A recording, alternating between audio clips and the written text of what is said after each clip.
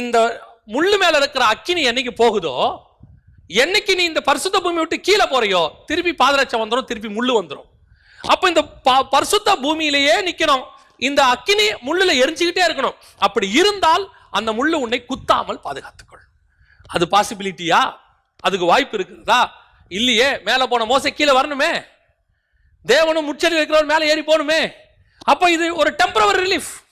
அதுதான் நியாயப்பிரமாணம், ஒரு டெம்பரவரி ரிலீஃப். அது எப்போ? இயேசு வர வரைக்கும் டெம்பரவரி ரிலீஃப். அப்ப இந்த முள்ளு எப்போ போகும்?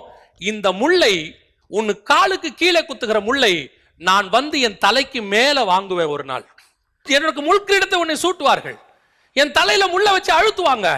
ஏன்? உன் காலுக்கு கீழே இருக்கிற முள்ளை என் தலைக்கு மேல நான் ஏத்திட்டேனா, இதுக்கு மேல இந்த முள்ளு உன் காலுக்கு கீழே வராது. அதற்கு பிறகு உனக்கு பாதரட்சை தேவைப்படாது. அதுக்குதான் ஆண்டவர் அந்த இடத்துல சொல்றாரு, உன் பாதரட்சை இங்க கழட்டு. ஏன்? டெம்பரவரியா கழட்டு. இப்ப